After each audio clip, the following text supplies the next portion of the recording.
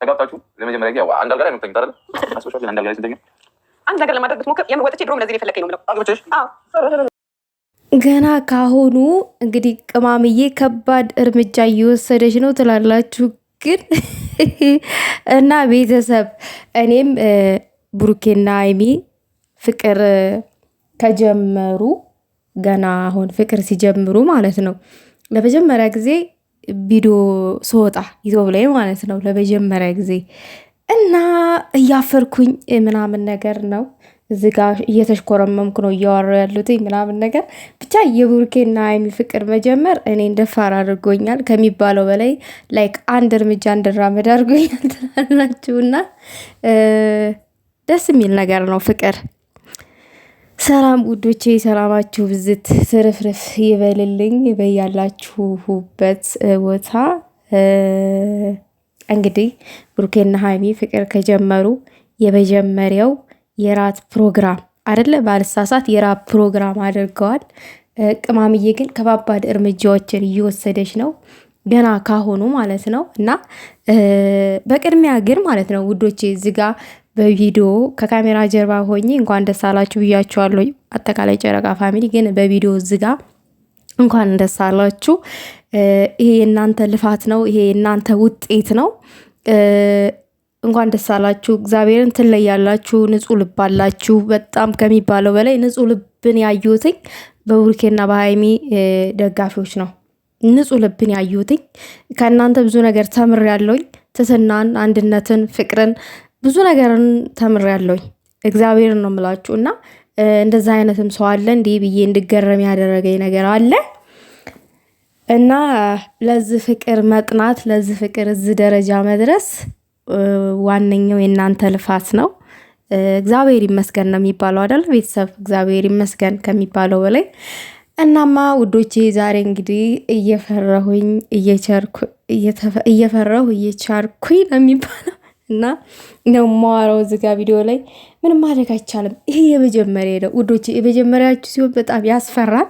ለማንኛውም ዛሬ ቅማምዬ የቤት ልብሷን ለብሳ የመኝታ ልብስ ይመስለኛል የለበሰችው ፏፈሽ ብላ እንዴት እኮ እንደምታምር የኔ ቆንጆ በጣም ነው የምታምሪው።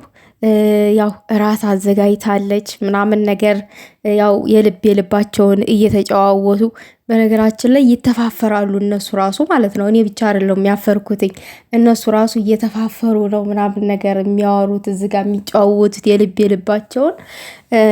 ምክንያቱም ብሩኬና ሀይሚ በጣም የተቀራረቡ በጣም አብሮ የኖሩ ናቸው። 2 ዓመትን እንደ ቀላል ነገር አትዩት። ግን በጣም ቀረቤታ ያደረጉት እንደ እህትና እንደ ወንድም ነው። ከዛም አልፎ ደግሞ አሌለ እንደ ቤስት ፍሬንድ ነው እነሱ የሚተዋወቁት፣ እንደ ፍቅረኛ አይደለም የሚተዋወቁት። ላይክ ይሄንን ደግሞ ወደ ፍቅር ለመቀየር በጣም ይከብዳል ማለት ትተፋፈራላችሁ ምናምን ነገር የሆነ ያሳፍራቸዋል ማለት ነው። እና ምንም ማድረግ አይቻልም። ቃስ በቃስ እንቁላል በእግሩ ይሄዳል አይደል የሚባለው። እና ቃስ በቃስ ትለምዱታላችሁ። አይዟችሁ አይዟችሁ።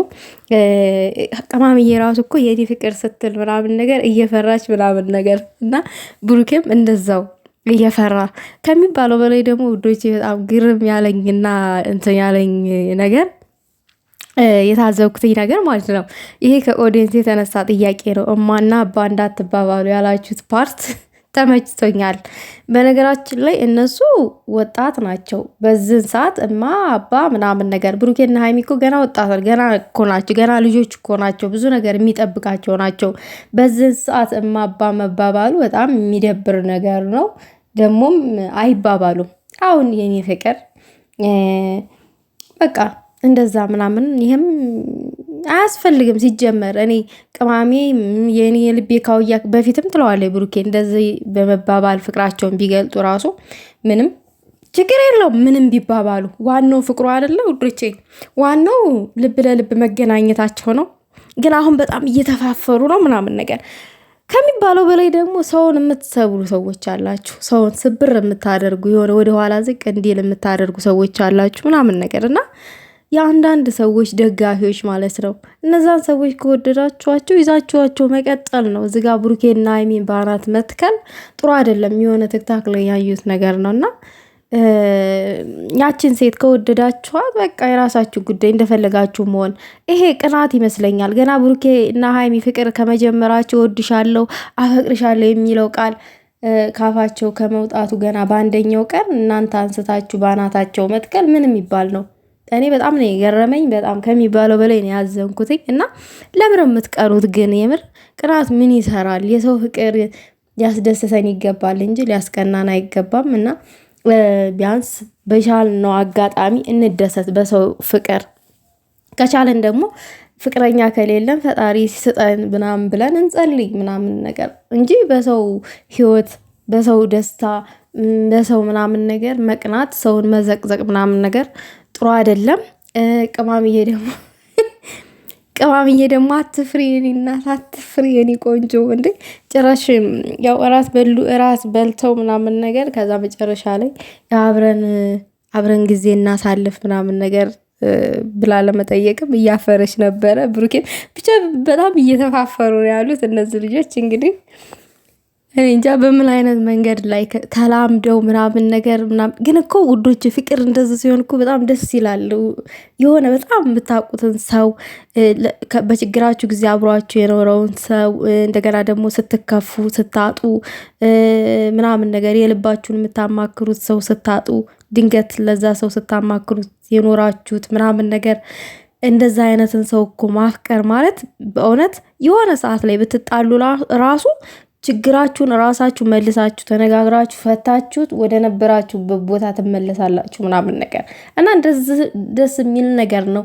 የሆነ አንድን ሰው ሳታጠኑ ቶሎ ግብት ስትሉ ያ ህይወት ቀጣይነት አይኖረውም። የሆነ ሰዓት ላይ ያቆማል እና ፍቅር እንደዚህ ሲሆን ነው የሚጽመው ማለት ነው። እና እንደዚህ በደንብ ጓደኛ አድርጉት፣ ፍቅረኛችሁን በደንብ ቅረቡት፣ እወቁት ከመግባታችሁ በፊት። እኔ ይህንን ነው የምላችሁ ውዶቼ። አሁን እኔ አፍቃሪ አልመስልም። እኔ እንግዲህ ወሬ ለቀቀብኝ ገና እንትን ለመጀመሪያ ጊዜ ካሜራ ላይ ወጣሁኝ ብዬ ማለት ነው፣ ቪዲዮ ላይ ወጣሁ ብዬ ወሬ አበዛውባችሁ። ለማንኛውም ከወደዳችሁ ላይክ፣ ሼር አድርጉ። ሀሳብ አስተያየታችሁን ደግሞ በኮሜንት አስቀምጡልኝ። ብሩኬና ሀይሚ ደግሞ እግዚአብሔር በመሃላችሁ ሁሌም ይኖር ማለት ፈልጋለሁ በዛ አጋጣሚ